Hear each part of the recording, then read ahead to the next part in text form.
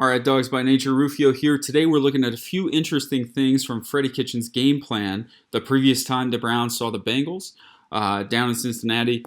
Obviously, we have the Bengals again this week. I hope the Browns can do what they did down there and just put up a whole bunch of points against the Bengals. It would just feel really good. Sundays are always better when we can score 35 or 40 points.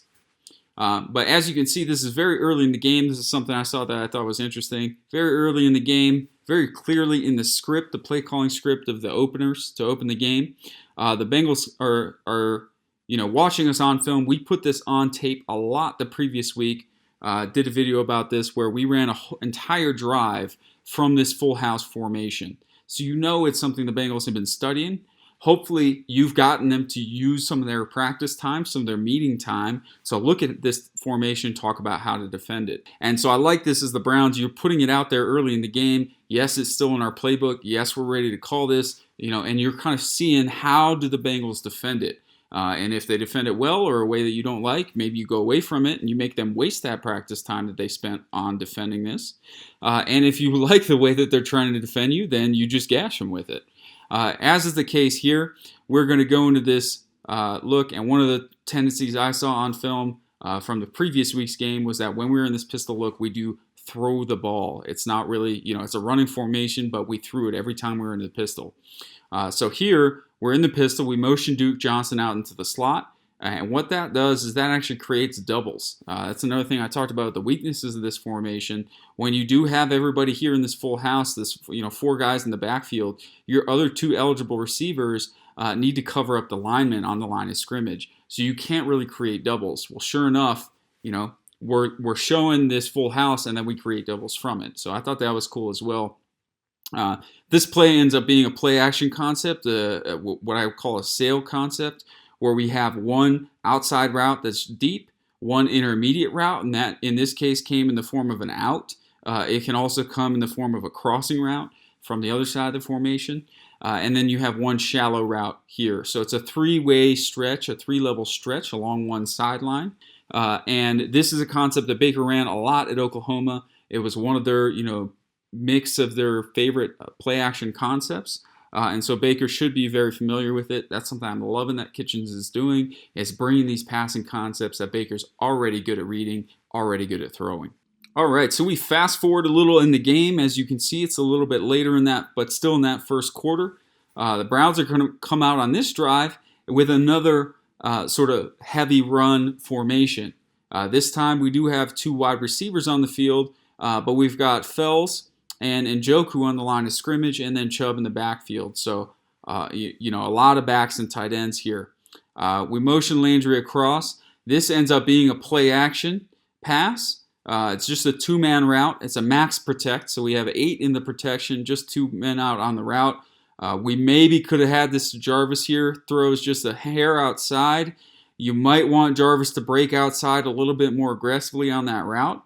But it's hard to fault Baker with the placement of this throw because that is one of these that's, it's either going to be a catch or it's going to be out of bounds. So you don't have to worry about him throwing picks. So we decided to try to take a shot. Doesn't work out. But what interested me about this drive was that the entire rest of the drive, we're going with this spread formation. So we flashed the full house backfield. We flash this run heavy, 2 tight end set. And here we go to a set with 4 wideouts and Duke Johnson on the field. So Johnson is here in the slot. We've got Callaway outside of him. Inside to the right is Higgins, Landry, and then Perriman is on the outside. One of the reasons you don't see this much with rookie quarterbacks in the backfield is that as an opposing defensive coordinator, this is one of those times where you see 5 linemen in protection. You have a feeling about how they're going to pass protect this. There's only so many things you can do with 5 guys. And there are a variety of blitzes that you can send to get a free rusher on this quarterback. That puts a lot of pressure on a young man, especially a rookie, who maybe hasn't seen the kinds of exotic looks that you can, draw up in the NFL game. But I love that we're not afraid to put Baker in this situation. And I love that he passes that test with flying colors. The Bengals don't send blitzes at him, but the ball's out so quickly that even if they did, I'm not sure that they would hit home. So on this play, we're running a quick concept, a very common quick passing game concept. That's a curl flat concept.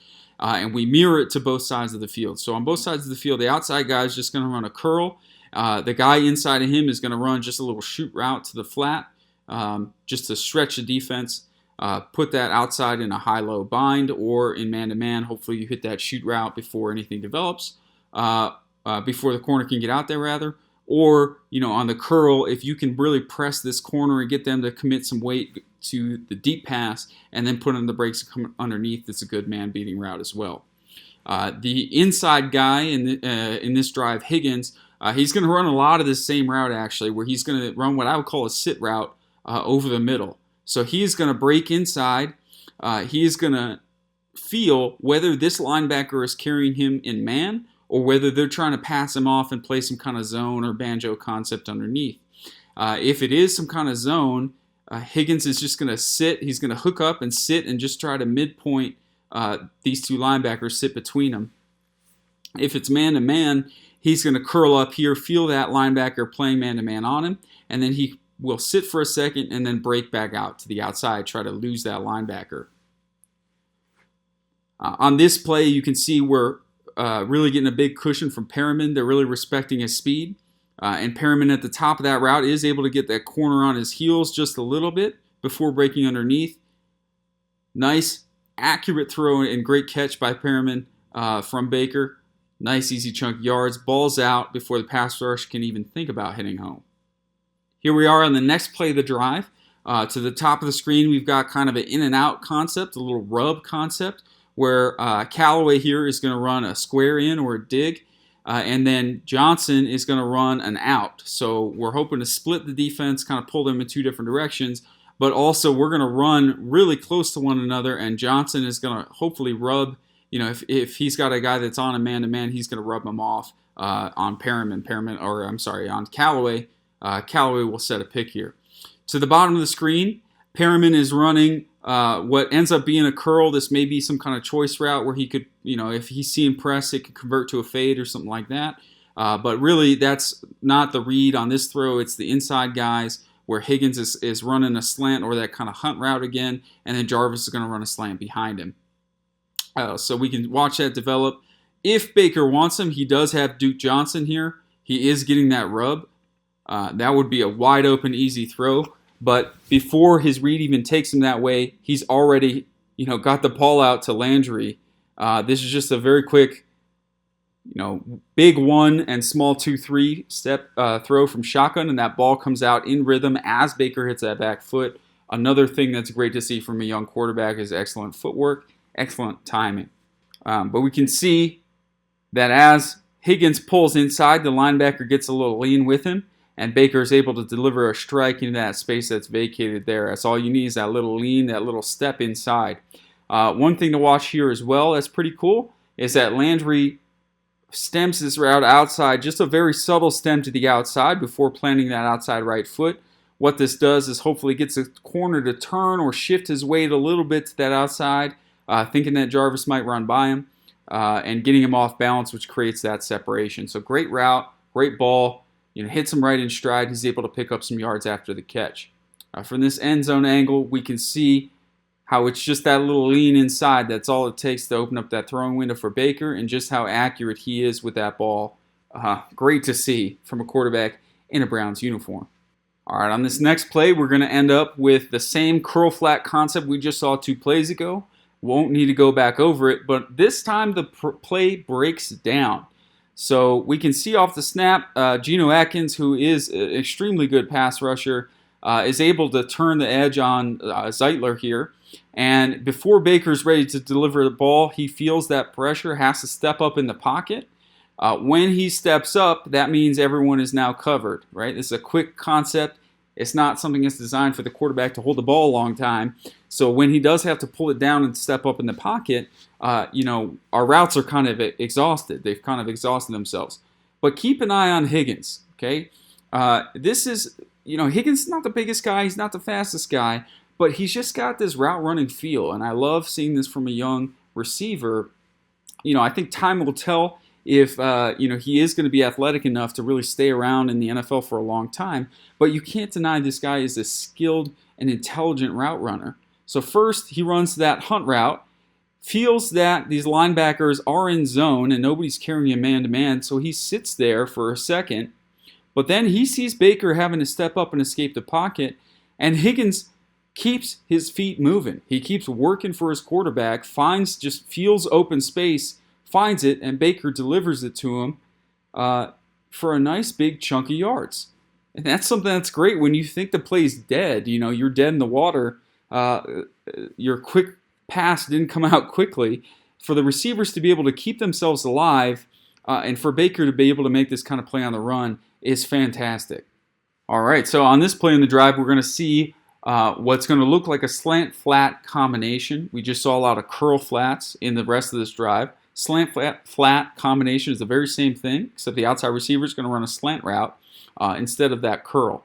In this case, though, we're going to start it like a slant-flat route, but the outside guys are going to wheel it up the sideline, and so it ends up being sort of a slant-wheel combination. You get this switch combination happening where the slant goes inside and the inside guy goes out. To the high side of the screen, the Bengals defend this well. And I think, honestly, the play call for the Bengals was very good as well.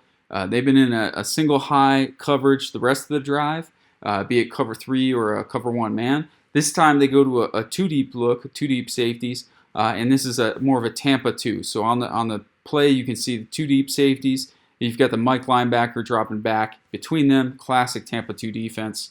So it is a switch up from the Bengals. Another thing that's really interesting here, Higgins running that same kind of sit route that he's been running all drive, but the Bengals actually drop Geno Atkins, their defensive tackle, into coverage, which ends up taking that option away.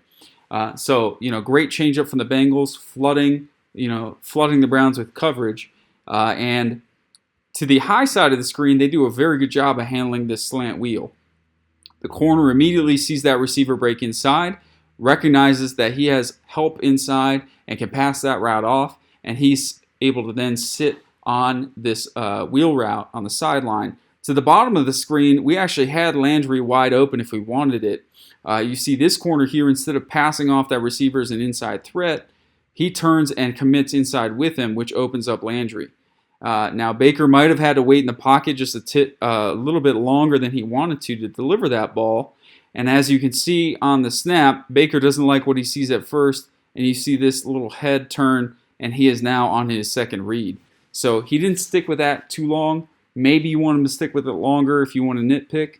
But at the end of the day, Baker is still a very special quarterback because of what he's able to do when the play breaks down, and that's the case here. So here you can see the safety comes in and picks up Callaway on that slant.